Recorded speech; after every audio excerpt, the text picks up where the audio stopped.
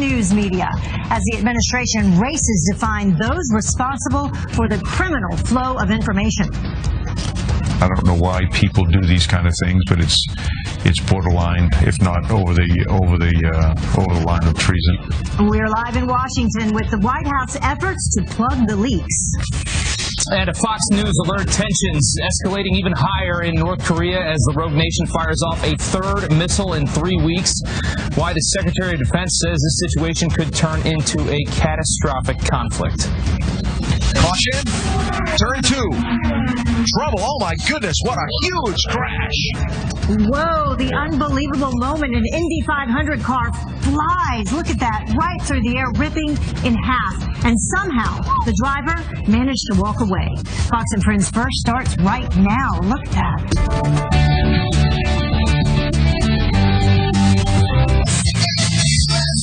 5 a.m. Good morning to you. You are watching Fox and Friends First. I'm John Mellencamp on this a very special Monday morning. It is Memorial Day. I'm Rob Schmidt. It sure is. I'm Heather Childers. Thank you so much for starting this day with us. We begin with President Trump issuing a Memorial Day proclamation urging the country and the media to unite in prayer. But also the president slamming the media over the constant leaks dripping from the White House and their reporting of them. Griff Jenkins live in Washington with the president's fiery tweets. Griff. Good morning, Rob and Heather. Clearly, he missed Twitter while he was away, unleashing a Twitter storm yesterday. But first, the president issuing a unique proclamation this Memorial Day, calling for, quote, a day of prayer for permanent peace, designating the hour beginning in each locality at 11 a.m. as a time when people might unite in prayer, urging the press, radio, television, and all other information media to cooperate in this observance and calling on all Americans to observe a national moment of remembrance. The president will make a trip later this morning to Arlington National Cemetery in the national observance to honor America's fallen heroes. He'll deliver remarks following the wreath-laying ceremony at the tomb of the unknown soldier. Now, about those tweets.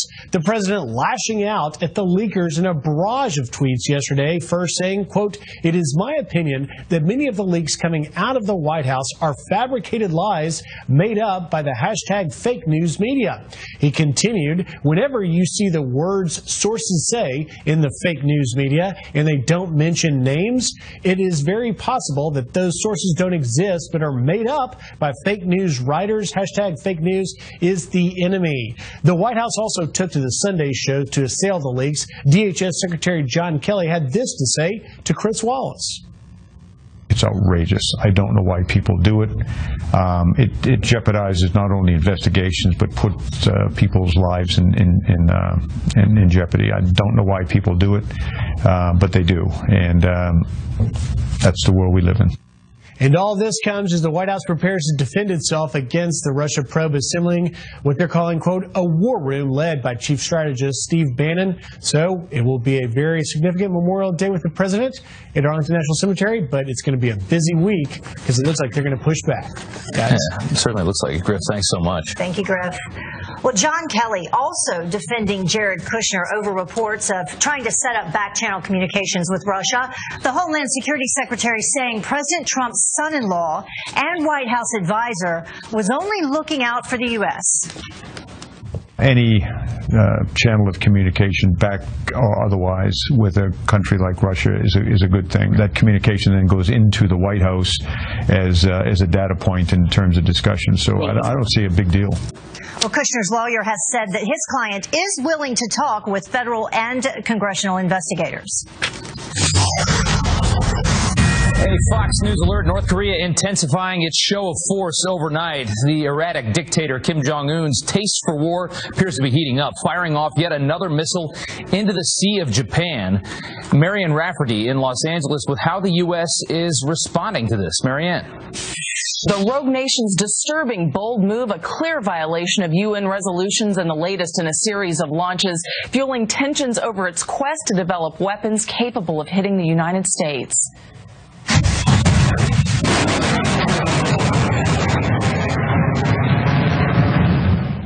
And the White House confirming North Korea's short-range ballistic missile flew for 6 minutes before landing in the waters off Japan's mainland in the country's exclusive economic zone. Now, this comes in fresh defiance of tough talk from President Trump, who promised that the big problem of North Korea will be solved. and just hours after Defense Secretary General James Mattis said a conflict with North Korea could probably be the worst kind of fighting in most people's lifetime. The North Korean regime has hundreds of artillery cannons and rocket launchers within range of one of the most densely populated cities on Earth, which is the capital of South Korea. We are working with the international community to deal with this issue, but the bottom line is it would be a catastrophic war if this turns into combat, if we're not able to resolve this situation through diplomatic means. The Trump administration taking swift action after learning about dictator Kim Jong-un's new provocative actions, sending a third aircraft carrier strike force and one of the world's largest warships to the Western Pacific region. South Korea's president also ordering a National Security Council meeting to assess the launch a day after North Korea had overseen a test of a new anti-aircraft weapon system. This is North Korea's 9th missile launch so far this year. All right, thank you very much. Well, British authorities, meantime, dismantling the terror network behind the Manchester bombing, arresting a 16th suspect overnight. A 23-year-old man taken into custody as armed police raid 3 areas of the city in a single day. 14 people connected to the massacre remain in custody. Their ties to the bomber, Salman Abedi, still unknown. The Ariana Grande concert attack leaving 22 dead and more than 100 injured. Some sad news to report here. A Navy SEAL falls to his death when his parachute fails to open. It sent him plunging into the Hudson River. Thousands of people, including children, watching in horror. This all happening at a Fleet Week event right here, right outside New York City on the Hudson. His empty parachute landing in a parking lot in Jersey City. Witnesses say that SEAL, diving with the elite Leapfrog group, detached from the chute before crashing into the water. The cause of the chute malfunction is under investigation. Well, gunman launches a door-to-door murder rampage, starting with a sheriff's deputy. 36-year-old William Durr shot and killed responding to a fight between suspect Willie Godbolt and his estranged wife. Police say that Godbolt confessed to killing his victims at 3 separate homes, only stopping when he ran out of bullets. Godbolt telling a local newspaper that he wanted to be killed by police, saying, quote, "I ain't fit to live." Deputy Durr was a husband, a father, a former youth minister. He spent 6 years in law enforcement.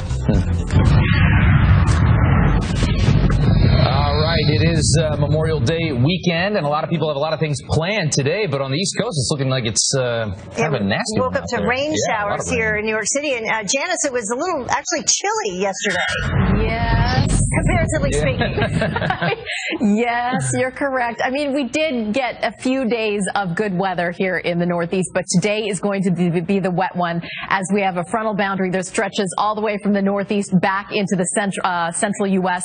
You can see where the temperatures are below average for a lot of folks here. 57 in New York, 45 in Rapid City. We have an area of low pressure across the Great Lakes. And then our frontal boundary, again, that stretches across the Gulf Coast. We had many reports of severe weather yesterday over the Mid-Atlantic and the Southeast, and that's going to be ongoing as we do have this frontal boundary. Future radar is going to show showers in the forecast for the Northeast and the Gulf Coast really for the next 24 to 48 hours. The West Coast looks good. The central U.S. not bad. Again, it's the East Coast that's going to deal with the potential for showers and thunderstorms throughout the day. So if you do have some plans for barbecues, you might want to have to bring them inside. Don't bring the barbecues inside, but you might have to go inside. Bring the grills. Don't bring the grill inside. All That's right. That's not too bad. That's okay, though. We got Saturday and Sunday. Pretty good weather here. It's today that's going to be the wet one. Thank you, Janice. Okay. Janice, thanks so much. You got it. Okay. Well, Memorial Day weekend also means Indy 500 and a terrifying crash here at the Indianapolis Motor Speedway. An Indy car flying through the air as it ripped in half. Look at that. Caution. Turn 2. Trouble. Oh, my goodness. What a huge crash. Look at that. Jay Howard smashing into Scott Dixon there during the race. Dixon's car, you can see it went airborne right into the wall. Both drivers, though, amazingly walking away unharmed. Can you believe that driver walked away unharmed? That is a miracle in itself. The race giving us one for the history books, too. Takuma Sato becoming the first Asian-born driver to win the Indy 500. A lot of talk about that online. And then this race Race fans also tuning in for NASCAR's longest event, the Coca-Cola 600. I love this race. Austin Dillon finishing first at the Charlotte Motor Speedway. It is his first NASCAR Cup victory. So I went to bed before that was over last night. I was very surprised. 600 in NASCAR, but what does that take, like 5-6 hours? It does. It takes a very long time. It's the longest race in NASCAR, but it's exciting. Yeah, I bet it is, yeah. Well, the time now is 9 minutes after the top of the hour, and one-on-one with the man tasked with cracking down on Border Patrol and illegals. The situation today is much, much worse than the situation was back in 2008. What Secretary John Kelly says needs to happen to make America safe again. And taking down history, the latest fight to remove Confederate monuments now heating up in the state of Maryland. And Defense Secretary James Mattis proving why he is one of the most revered Marines in United States history. What keeps you awake at night? Nothing. I keep other people awake at night. Yes, that's awesome. Love it. Fox and Crim's first, British Airways facing a third straight day of delays at London airports. Most flights out of Heathrow and Gatwick are running, but the airline is asking no one to show up to the terminal without a reservation. Now, the problem stemming from a global computer outage. Look at all of this. It grounded the system. System failure did that. Hundreds of flights on Saturday grounded. The effects felt throughout the weekend. Thousands forced to wait in long lines and check in and rebook. And nightmare long lines could be coming to an airport near you. Yay! Homeland Security Secretary John Kelly considering big changes to security screening, and that includes removing more items from carry-on bags and potentially expanding the laptop ban to all flights in and out of the U.S. They're obsessed with the terrorists, the idea of knocking down an airplane in flight, particularly if it's a U.S. carrier, particularly if it's full of mostly U.S. folks, people. We have threats all the time, but no right now specific threat. Now, the rule would expand one already in place. Passengers from carrying on electronics bigger than cell phones on flights from 10 airports in the Middle East and Africa. Rob? The United States Coast Guard is our first line of defense at the border, stopping criminals as well as millions of pounds of drugs from entering our country every year. DHS Secretary John Kelly, personally awarding the crew of the Coast Guard Cutter Hamilton for their incredible job, and we were there on board with him.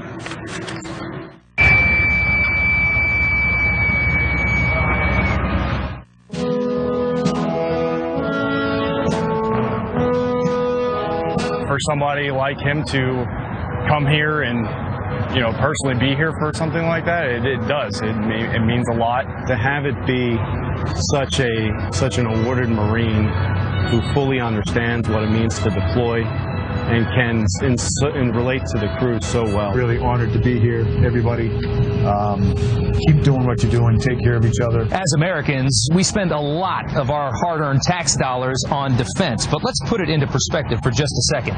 This ship that we're on cost $700 million, but in just the last couple of weeks, it has confiscated almost that much in illegal drugs, mostly cocaine. The president told me to get control of our southwest border, and my conversations with him included starting that process 1,500 miles south of Texas. 99% of all the heroin consumed in the United States is produced in Mexico.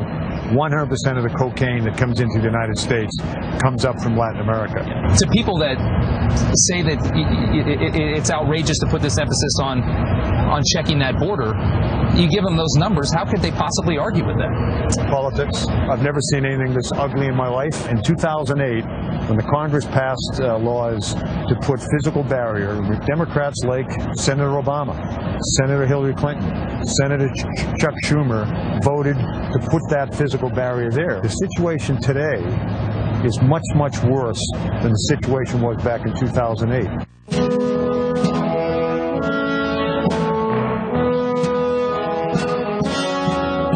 You made their week. I mean, this is Fleet Week. They get to. They made my week. They made my year. Oh, these are the finest people in the world. Really something to be on that ship with him, and I was so impressed by him. I couldn't believe it. And the way that the other U.S. Coast Guardsmen responded to him was just, you could tell that they just had so much faith.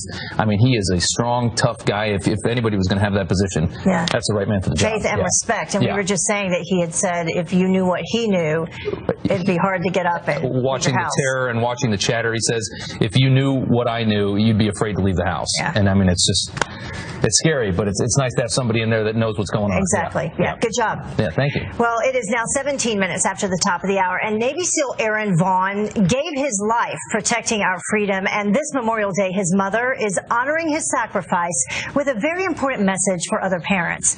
Gold Star mom Karen Vaughn up next. And the restaurant sign going viral for all the right reasons. Stay tuned. First, some of your proud American pictures, though. These twin veterans celebrating their 90th birthday. Congratulations to them, of course. James Long showing his patriotism with his truck painted like a flag. I like that. Yep. And then this veteran wife saying that she is proud of her husband for serving for 5 years. And we're proud of him, too. And welcome back to you. Democrats think that they may have found the way or the answer to winning back seats in the House. Veterans. The party is now trying to recruit at least 24 military vets to challenge Republican incumbents next year. Democrats say that candidates with military backgrounds appeal to independent voters. Right now, there are currently 80 veterans in the House. Democrats need 24 seats to regain control. Our Secretary of Defense is known, meantime, for being brutally honest, and General James Mad Dog Mattis upheld that reputation when being questioned about foreign relations. Listen. What keeps you awake at night? Nothing. I keep other people awake at night. Boom. Mattis, completely stone-faced right there. Serious. You can see that's why he has been called one of the most revered Marines in a generation. Love that quote. I think everybody loved that soundbite. All right. Well, as we honor our heroes on this Memorial Day, a Gold Star mom is remembering her fallen Navy SEAL son in a very special way and using his sacrifice to send a very important message to parents across the country, a message that they need right now. Karen Vaughn is carrying on her son's legacy with her new book, World Changer, A Mother's Story. And she joins us live now with a big issue today and to talk about a very special young man, your son Aaron, who we lost in combat. First of all, it is Memorial Day. I understand this is probably a tougher day for you and your family, right? It is. Can you tell us a little bit about Aaron? Yeah, you know, Aaron was a kid who always knew exactly what he was created to be. He was an unbelievable joy to raise because he had this drive in him that you just knew he was going to accomplish great things. But, you know, we as parents just came in and nurtured that. By the time he was 8, he would tell anyone who would listen that one day he was going to be a Navy SEAL. And it was hilarious because he was a skinny kid, you know, scrawny, always trying to gain weight, you know. So it was like funny. He ended up being 6'4" tall. I saw his picture. He's a big kid. He was a giant by the time he, you know, was an adult. But he was that skinny, scrawny kid that just, you know, knew what he was created to be and, of course, achieved that dream. And he made it happen. He was funny. Oh, my gosh. He just, the laughter. That's what we miss more than anything. Just larger than life laughter. Always cracking us up. Can you tell us a little bit about what happened? Yeah. So on August 6, 2011, Rangers had been in an engagement for about 3.5 hours in the Tangi River Valley of Afghanistan. Remember, Aaron was a member of SEAL Team 6, and this was just 3 months after we took out Osama bin Laden. Right. And so the threat was heightened. Before that deployment, he actually explained to me that it was going to be, he had never said anything like this to me before, but he actually explained to me that it was going to be a very complicated deployment.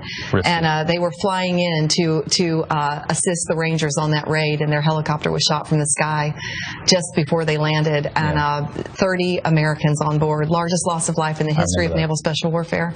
Still to date, the single largest loss of life in this entire war. So it was just one of those days that changed everything forever. It's terrible to hear, but it sounds like you had a very wonderful young man for the time that you had him, who really set a goal and achieved it in the short time that he was here, and a child to be very proud of. Absolutely. And I can tell just by the way you talk about him, even in the commercial break, you know, you're just so proud to be here this morning and just so happy to tell that story. I want to talk a little bit about your book. because I think it is so pertinent right now. By the way, if we can bring it up, yeah, here. I'm going to show everybody. That's what it looks like when you go to the bookstore there, and there's a full screen, even better. We live in a generation right now, and I've always had this complaint for at least the past few years as I've gotten older, because a lot of these complaints come to my generation as well, of people that are just very passive. Right. I meet people all the time my age and younger that don't even watch the news, don't really care what's going on in the world. Are we living in a bubble right now where this next generation, kind of can be that way?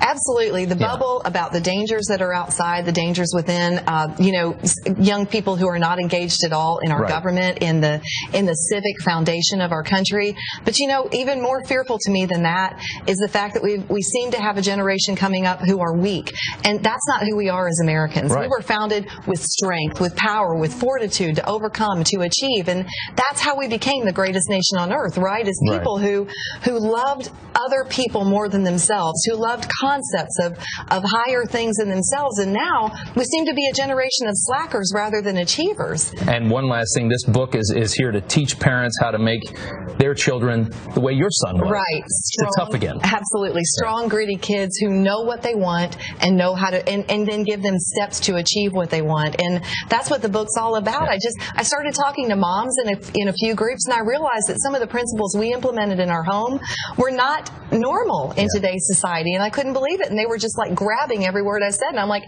I'm writing the book. I'm going to share this across the country, these principles that make kids strong and formidable. We're so glad that you did. Thank you. Thank you so much for coming on and telling us about this book, and thank you very much for Aaron. I think the entire nation owes you that. Thank you. All right. Heather, we'll send it over to you. We sure do. Well, coming up, the time now is 30 minutes after the top of the hour, and President Trump declaring war on fake news. He calls to cancel his daily press briefings. Listen to this. The left-wing media hates Donald Trump. The left-wing media wants to destroy Donald Trump. This is why they should cancel the daily briefings. But is that really a good idea? We'll have a fair and balanced debate coming up, and they're already getting an Ivy League education thanks to your tax dollars, and now illegal immigrant students want free health care too, but it doesn't stop there. Good morning to you. You are watching Fox and Friends First. I'm Heather Childers. And I'm Rob Schmidt. It is 32 minutes after the hour right now, and on this Memorial Day, President Trump issuing a proclamation urging the nation to unite in prayer. But the president is also declaring war on White House leaks and the fake news media. Griff Jenkins is live for us in Washington with the president's Twitter storm. He is back on Twitter, Griff. He is back. Good morning, guys. I'll have more on that in a second. But first, the president issuing a unique proclamation this Memorial Day, calling for, quote, a day of prayer for permanent peace, designating the hour beginning in each locality at 11 a.m. as a time when people might unite in prayer, urging the press, radio, television, and other information media to cooperate in this observance and calling on all Americans to observe a national moment of remembrance. The president will make a trip today to Arlington National Cemetery to participate in the 149th National Observance to honor America's fallen heroes, delivering remarks after the wreath-laying ceremony at the tomb of the unknown soldier.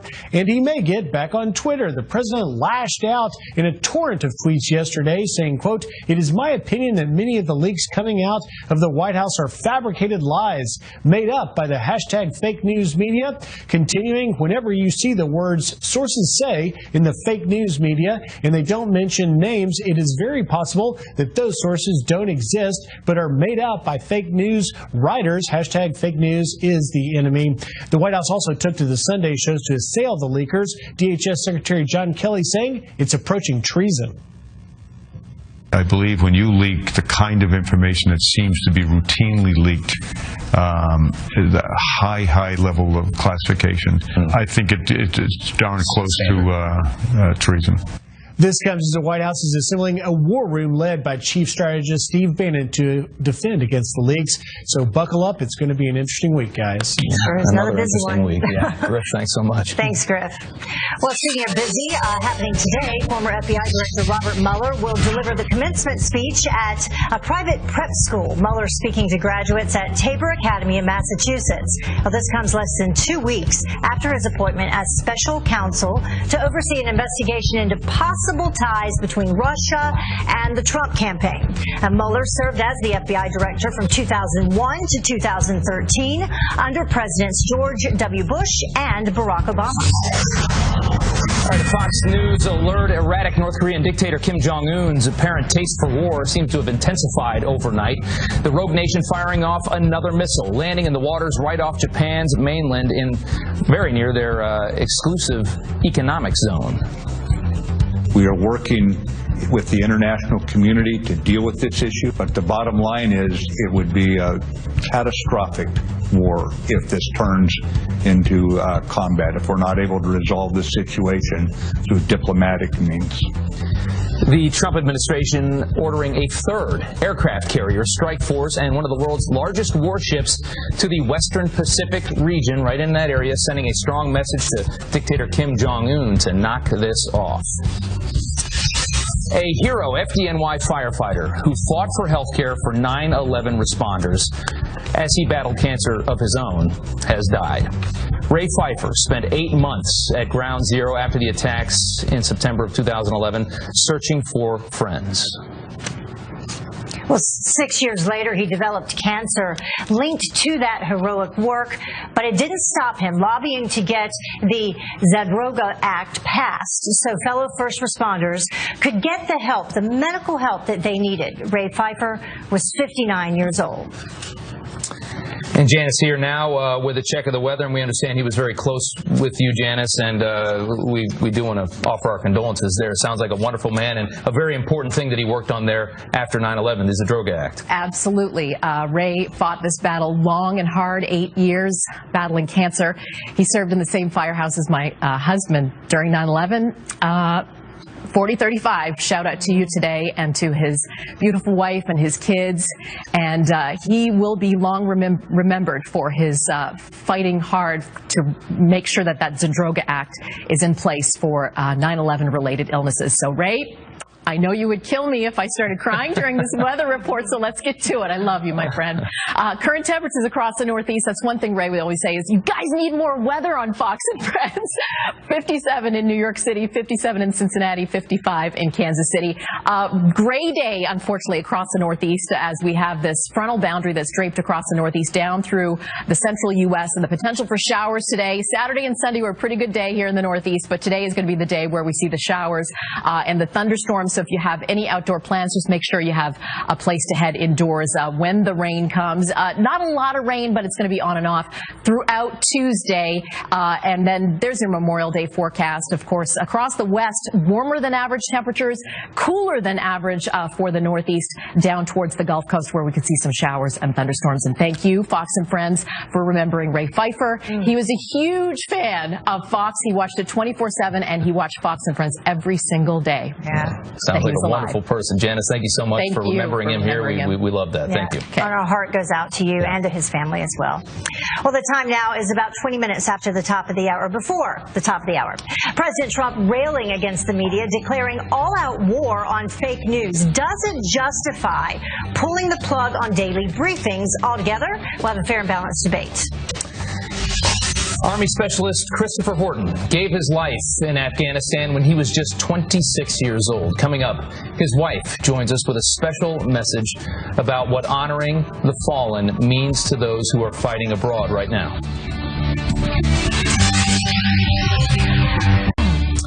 And welcome back. Illegal immigrant students attending an Ivy League school now looking for free health care. The Undocumented Students Initiative at Columbia University posting a list of demands on their Facebook page. In addition to health care, they also want sensitivity training for all staff members, guaranteed housing, and fundraising to create scholarships for other illegal immigrant students. No comment just yet from the university. And Baltimore could be the next American city to remove Confederate statues. The mayor now weighing the idea of taking down these monuments and auctioning them off to the highest bidder. That move would follow in the footsteps of New Orleans, where 4 Confederate statues just came down in recent months. Supporters say they are a reminder of a racist past in this country, but critics claim this is removing American history. Heather. Well, President Trump firing back at the press, tweeting, "It is my opinion that many of the leaks coming out of the White House are fabricated lies made up by the hashtag fake news media," accusing the press of not producing any real stories. left-wing media hates Donald Trump. The left-wing media wants to destroy Donald Trump. This is why they should cancel the daily briefings. The left-wing media sits up all evening drinking and talking to each other thinking, what can we do? When they wake up in the morning, their opening line to themselves is, I know Donald Trump did something horrible. I wonder what it is. Well, the president now under pressure to consider canceling White House press briefings altogether. But is this a good idea? Here to debate, Democratic strategist Michael Starr Hopkins. Thank you very much for joining us this morning. Thanks for having me. So let's just start with the obvious question. Good idea to cancel the press briefings altogether? No, not at all. This is the United States of America, and especially on Memorial Day, a day when we think about our troops and the battles that they've fought. Our First Amendment is something that makes us different, makes us special, makes us great. And I think that the idea that the President of the United States and his administration would limit the First Amendment and limit the press's ability to engage with this administration is something that's antithetical to everything we're about. But do you think that the press is being fair to him? I mean, when we hear these press briefings, are they actually asking relevant questions, you know, about policies, about the economy, about jobs, or are they really going for the more dramatic, the sexier stories? You know, I think they are.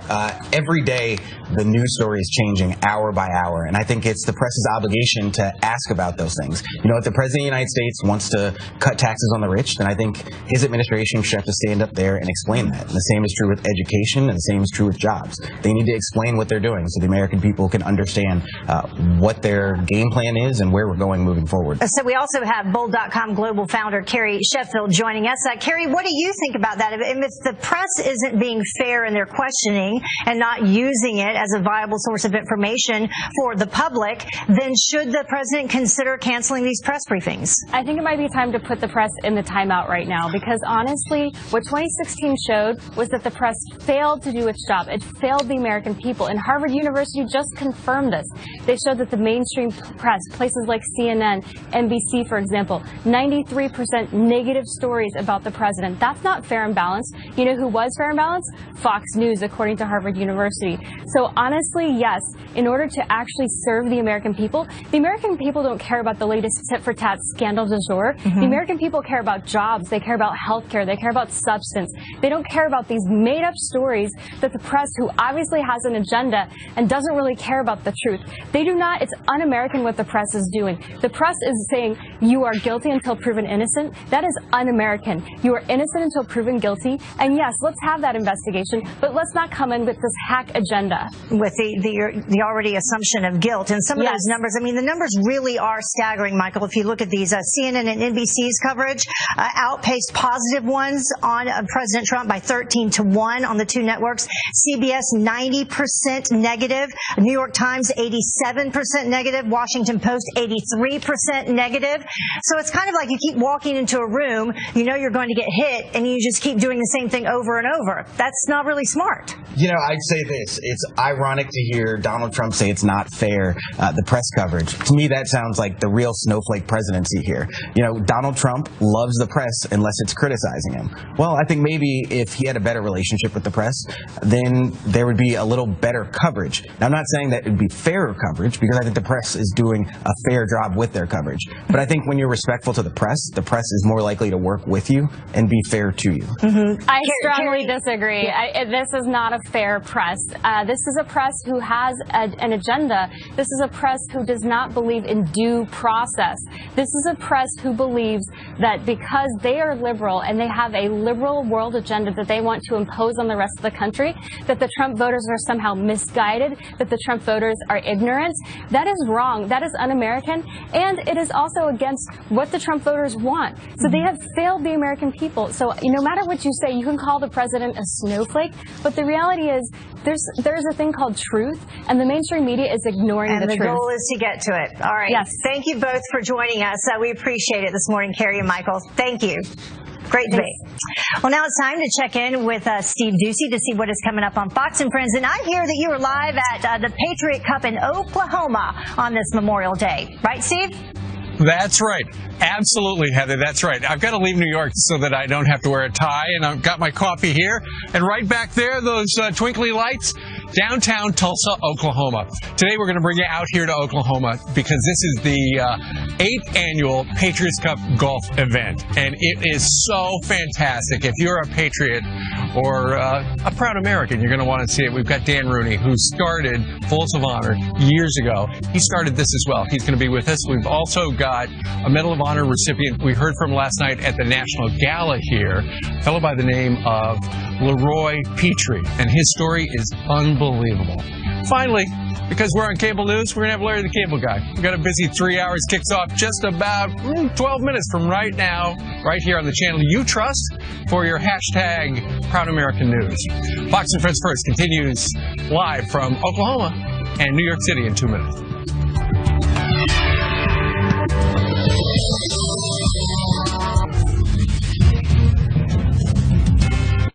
On September 9th, 2011, Army Specialist Christopher Horton gave his life in Afghanistan. He was just 26 years old. An American hero, and as we honor his legacy this Memorial Day, his wife is here with a special message about what honoring the fallen means for the strategy in Afghanistan. Gold Star wife Jane Horton will actually be sitting in the president's box with the First Family at Arlington today, and she joins us now. Thank you so much, first of all, for joining us, and our heart goes out to you, your family, and all of the other Gold Star families. Thank you very much for having me today. Can you share with us first the story about your husband, what happened in Afghanistan? Absolutely. My husband was an Army sniper, one of the proudest Americans I've ever met that wanted to serve his country during wartime. He deployed to Afghanistan in 2011, and he was shot to death 3 months into his first deployment. We certainly are sad to hear that, and we thank him and you for his service, absolutely. You kind of want to talk today about what you're dubbing the Forgotten War, and that is that we have been in Afghanistan now since just after 9/11. I mean, it's coming up on, it's been 16 years now. Tell us why you feel that way and what you think we need to do back here at home to get people to remember that there are men and women like your husband that are fighting very important wars that maybe people aren't paying attention to. No, absolutely, sir. You know, one of the big things that's been on my heart lately is we as an America and we as a Fox News audience honor our fallen and honor our service members so well. But as a whole in America, we've been so disconnected from the wars and the strategies. And in Afghanistan particularly, we're coming up on one of the most critical junctions in the war's entire history. So it's a very important juncture right now, and as we have service members that have volunteered to fight and die for us, it's important to pay attention to what we're signing over, the blank checks to their lives, and what wars they're fighting and what the strategy is. We owe them and we owe the service members on the ground a real clear strategy to win. And on this Memorial Day, I liked what you had to say about, you know, the heavy hearts should not just be with the family members and the military. Everyone should really be remembering the reason for this day. Absolutely. No, 100%. I have actually traveled to Afghanistan twice myself to see for myself what is going on over there and see the progress that has been made. You know, we hear a lot of the negative situation, the security situation on the ground is challenging, but they have more women in parliament than we have in Congress. They have 400 female judges. You know, last year alone, 1 million kids entered school, 40% of them girls. There's a lot of good things happening, but it shouldn't just be me and other Gold Star families up at night wondering, was it worth it? Does that mean I don't think it was worth it? No, that's not what I'm saying. I'm just saying we shouldn't be the only ones contemplating this. And you also had another message which I thought was very important, and that there are unpopular wars in the United States. Vietnam was an unpopular war. Iraq was an unpopular war. But the soldiers that go over there and fight, they don't get to pick and choose their battles. They're there to defend the country. They're there to protect us, and they go where they are told to go. Absolutely, sir. You know, as I mentioned, I just got back from Afghanistan in March, and I talked to the service members on the ground, and it was one of the hardest things of my entire life to hear from many of them. You know, don't forget about us. We feel forgotten about. We're not even part of the conversation anymore. So just please, as the American people, you know, honoring the fallen goes hand in hand with paying attention to the battles and the campaigns that they've given their lives in, and that so many have served in. That is so sad. We should never let our military members feel that they are abandoned. Absolutely. Yeah. Jane, thank you so much for coming on today. We really appreciate it. Thank you. Okay. Thank you for having me. Of course. And for her husband's service. Absolutely. And we will be right back. Stay with us.